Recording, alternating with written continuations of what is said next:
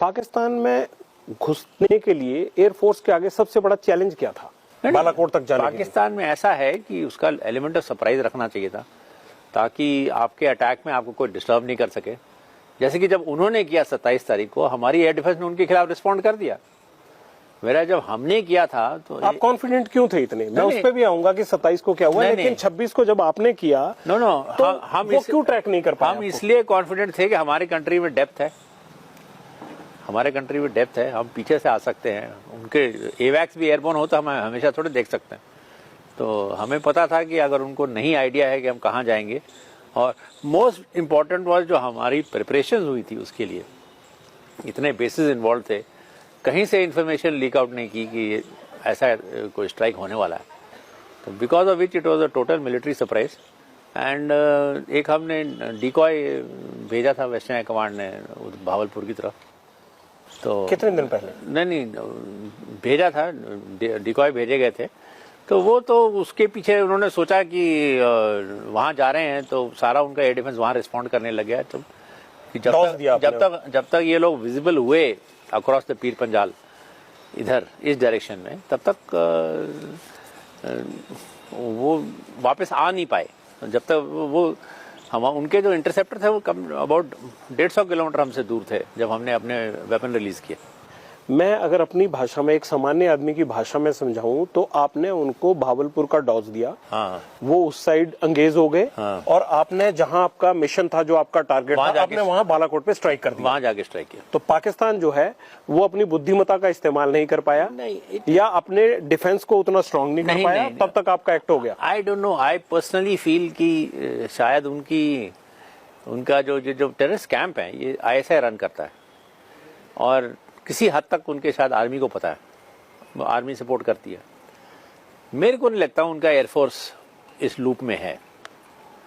अगर होता, आपस में कोऑर्डिनेशन की कमी है। अगर एयरफोर्स लूप में होता, अगर मैं वहां पे होता तो मैं कम से कम बालाकोट में टर्मिनल वेपन्स लगा देता, ताकि अगर वो स्टैंड ऑफ वेपन भी हमारे खिलाफ मारे, हमारे पास क्षमता होगी उस स्टैंड ऑफ वेपन को शूट डाउन करने के लिए।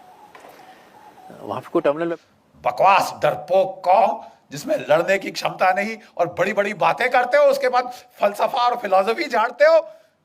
800 साल तुम्हारी ऐसी तैसी हुई है, एक के बाद एक आताताई ने आके तुम्हारी तबाही कर दी, तुम्हारे मंदिर तोड़ दिए, तुम्हारी नालंदा जलाई तो 3 महीने जलती रही। तुम्हारा मैं मुंह तोड़ दूं, हरामजादगी की कमी है इस देश में।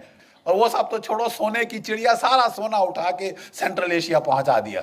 ये हथियार चाहिए। 30 साल से बोफर गन के बाद कोई तोप नहीं आई। MiG-21 जहाज 1960 की दशक के हैं, आसमान से टपक रहे हैं। रफाल नहीं आया, LCA नहीं आया, पत्थर मार के लड़ेंगे हम। नहीं साहब, कोई धांधली नहीं होगी। जो भी डील करी उन्होंने, उसमें अब बड़े बड़े बिच्छू के डंक निकल के आ रहे हैं साहब ऐसे पीछे। आपने अगस्ता वेस्टलैंड, बाकी हथियार 30 साल ना आए कोई बात नहीं साहब। जो VVIP हेलीकॉप्टर है वो तो फट से आएगा, और दुनिया का जो महंगा से महंगा हेलीकॉप्टर है, जो अमेरिका के प्रेसिडेंट ने बोला साहब मेरे लिए बहुत महंगा है, वो हम लेंगे। 2 चीजों ने आपको बचाया, एक पाकिस्तान ने, एक सरदार पटेल ने। पाकिस्तान ने हमला कर दिया, उन्होंने नहीं इंतजार किया, उन्होंने शांति के नारे नहीं लगाए। लेकिन जो कुछ भी आप कह दो, उनमें इतनी तो शर्म थी कि आजाद पाकिस्तान का जो पहला गवर्नर जनरल था वो एक मुसलमान था, जिना। और हमारा कौन था? Lord Louis Mountbatten. प्यार था साहब, इश्क इश्क इश्क था। लेडी माउंटबेटन को दूर थोड़ी ना जाने दिया जा सकता है। तो बस आप रहिए साहब। अरे यार, हम मर गए, 26,000 हमारे शहीद हो गए इनको निकालने के लिए, और तुम यहां रोक के, वो खानदान को यहां रोक के हमारे ऊपर राज कराने के लिए बिठा रहे हो। और जब पार्टीशन की रॉयट्स हुई तो इन्होंने उसको बोल दिया एक मीटिंग में, you please handle. Are you sure you are the prime minister? वो भी सरकास्टिकली बोला माउंटबेटन। और पाकिस्तान के टैंक वाकई 1965 में दिल्ली में आके नमाज पढ़ते। ये इस किस्म की ट्रेचरी हमारे साथ हुई। और एक भगवान का लाख शुक्र है पाकिस्तान का, जिसने हमको लड़ना सिखाया, मार लगाता रहा जब तक कि लड़ने को राजी नहीं हुए अपनी जान बचाने के लिए ही। और दूसरा, एक चीन की पीपल्स लिबरेशन आर्मी। 1962 में उन्होंने ऐसी करारी लात मारी कि ये नेहरू परिवार का जो उस वक्त हाल था, कभी अमेरिका को अपनी ट्रूप्स भेजो, अपने जहाज भेजो, बोल गए आपकी एयरफोर्स कहाँ है, आपने लगाई? तुम्हारे पास इतनी बड़ी एयरफोर्स है, तुमने लगाई? 1962 में नहीं लगाई साहब, बिठा के रखा। और आप अमेरिकी एयरफोर्स मान रहे हो, रॉयल एयरफोर्स मान रहे हो, मतलब इट वॉज तमाशा। थैंक कमी देश ने महसूस की है। जेंटलमैन, पाकिस्तान ने हमारी कुत्तों वाली तो कर दी, लेकिन वो ये नहीं जानता कि अब की बार सरप्राइज की बारी हमारी है। प्रेजेंटिंग ऑपरेशन अंतिम संस्कार। Fantastic name. Thank you sir. जो शुरू होगा हमारे वायुसेना के अटैक से। 5 मिग विमान कश्मीर के रास्ते एलओसी क्रॉस करेंगे और दुश्मन के मोर्चों को तबाह कर देंगे। हमला इतना सटीक होगा कि पाकिस्तान को संभलने तक का मौका नहीं मिलेगा, और देखते ही देखते पाकिस्तानी कश्मीर भारत के कश्मीर का हिस्सा होगा। हमारा दूसरा हमला समुद्र के रास्ते होगा, जहां भारतीय नेवी न्यूक्लियर वॉरहेड्स के साथ कराची पर हमला करेगी और 5 मिनट के अंदर अंदर रोशनियों का शहर अंधेरों का शहर बन जाएगा। पाकिस्तानी प्रधानमंत्री नेशनल टेलीविजन पर स्पीच करेगा और रिटेलिएट करने की धमकी देगा, लेकिन उसी समय भारतीय लैंड फोर्सेस वाघा के रास्ते लाहौर पर हमला करेंगी और दुश्मन के मोर्चों को तबाह बर्बाद कर देंगी। और अपनी मम्मी की कसम, उस दिन का नाश्ता लाहौर में होगा। लेकिन एक समस्या है। क्या? यह फिल्म डायरेक्ट कौन करेगा? अजय देवगन से करवा लो। नहीं सर, वो सिर्फ ट्वीट कर सकते हैं। वो उड़ी सर्जिकल स्ट्राइक के डायरेक्टर का क्या नाम है? आदित्य थर। आदित्य थर। That's a fantastic idea.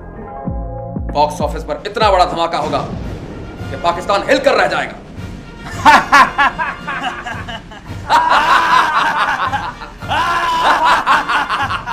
जय हिंद।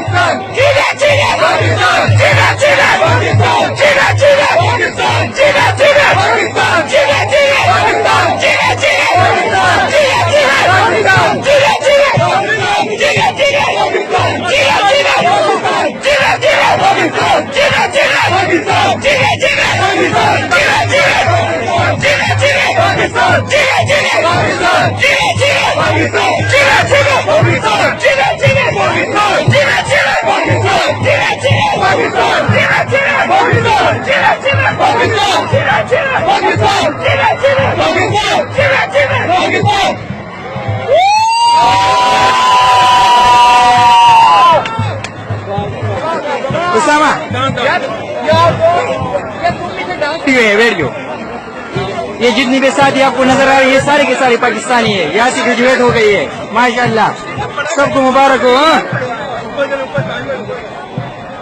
Best of luck.